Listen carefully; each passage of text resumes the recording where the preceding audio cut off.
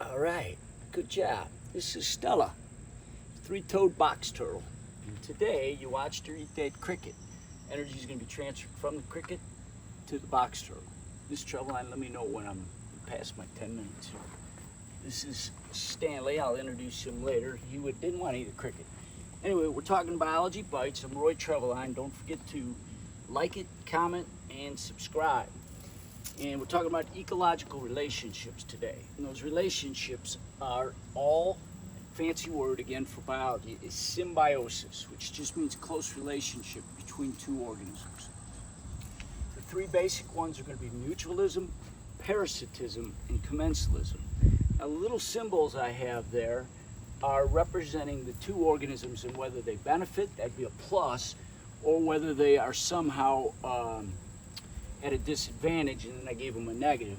You'll notice the two pluses, mutualistic relationships, both organisms benefit, right? So if, for example, probably realistic situation, a student says, hey, can I live at your house and go to college of Lake County? And I say, sure, hey, help me pay rent, take care of my box turtles, and yeah, both of us would benefit, right? So when we think about mutualistic relationships in the wild, two organisms that both benefit from each other would be a good example. Later I'm going to show you some lichens, which is a relationship between algae and fungus. The fungus provides moisture for the algae provides food for the fungus. That'd be a mutualistic relationship. Thanks to the movie Nemo, we all know what an anemone is, huh? Anemone and a clownfish are mutualistic relationships. The clownfish is protected by the anemone, the stinging cells, and the clownfish attracts fish towards the sea anemone. Again, mutualistic. Both organisms benefit. What I'd like to dream of is a student comes to my house and says, hey, I'm going to go to College of Lake County. I'd like to live at your house. And I tell them, well, look, no worries. I got a mansion. I'll never even see you. I'll be in my villa in France most of the time. Huh? In this case, the student benefits, but I gave myself a 0. What that means is I'm neither benefiting nor harmed from this relationship. I don't need rent. You don't have to take care of my turtles. My servants do that, right? Let me dream for a minute. Anyway, that would be commensalism, right?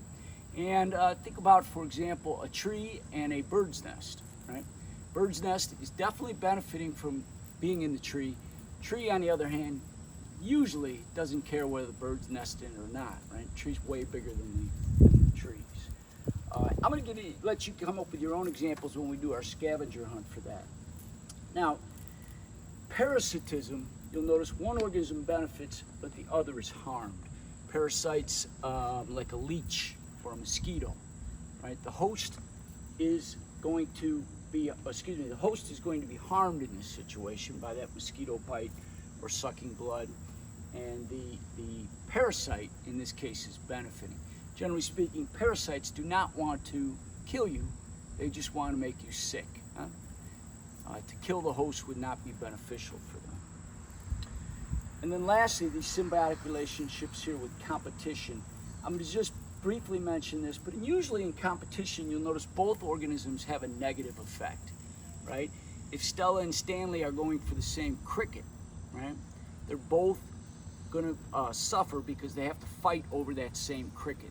These two animals would be interspecific competition because they're not the same species. On the other hand, if two box turtles such as Stanley were there, then that would be intraspecific. How are we doing on time, Mrs. Treveline? 4 minutes. They're not both box turtles? They are both box turtles, but different species. We'll get to that later, Mrs. Treveline. Okay. And then finally, what you saw Stella do, and thank you, Stella, she finally ate my cricket. It took us about 10 minutes to get her to eat it. But in the case of predation, I made a mistake here. In the case of predation, one organism benefits. This one, look at that, I made a negative. This one is negatively advantaged. It is certainly a bad day if Stella eats the cricket for the cricket. Okay? In predation, one organism is benefiting. Obviously, Stella is getting the energy transferred, where the cricket is not. cricket is definitely having a bad day. So predation and parasitism. Same symbols, but in this case, you usually aren't going to die. Okay. The parasite is just going to harm you slowly. Thank you. And then like we talked about before with predation, we're talking the flow of energy. Remember now, energy is not recycled and nutrients are recycled, right? And so what I'm going to ask you to do for homework is to make a food chain, right? It's the flow of energy through the trophic levels of an organism, from organism to organism in an ecosystem. And usually when we talk about a food web, we're talking about a series of food chains, right? It gets more complex. It looks more like a spider web than a food chain would. Okay? So how are we doing there? 6 minutes. Great, we're gonna finish just in time.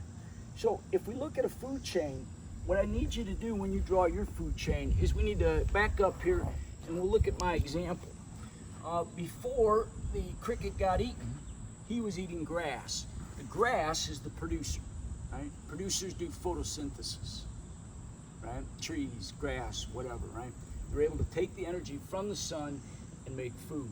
The cricket ate the grass. Now notice please that the arrow is representing the flow of energy, right? The cricket is eating the grass, the energy is flowing this way. And remember, this is not a circle. Don't draw your energy in a circle because it decreases as you go up. It flows through an ecosystem. Remember, nutrients you remember seeing the compost. Hey, you two, come back here. And by the way, cricket, on the other hand, in this food chain, would be the first order consumer, or like we talked about earlier, we called him a herbivore. Finally, when the turtle ate the cricket, the turtle is a carnivore, right? He's a second order consumer. And the arrow again is representing towards Stella because Stella has eaten the cricket and the energy flowed from turtle to cricket. Am I making sense? From cricket to turtle. From cricket to turtle. Yeah. As I say it the other way. Sorry. Now, I want to show you one last thing. If you look at Stella's shell, I've had Stella for a long time, but way before I got her, she's got a hole in her shell. And that's from a coyote. Right? Coyote bit the shell. Stella survived probably because of her shell, probably ducked inside like a box turtle can do, right? But did suffer a little damage there. I don't know if you can see the tooth mark. And my question to you is, what would be next in this food chain? Would the arrow go this way, or would the arrow go this way towards that coyote? And what would you call it? Would you call it a second order consumer, or what would come next? Since it's eating a turtle, is it a carnivore or is it a herbivore? Your homework is to make your own food chain. Draw pictures if you want. All right, do it on the driveway if you want, like I do. These are BioBites. I'm Roy Treveline, and I want to thank you for listening. Remember to like it, comment, and subscribe.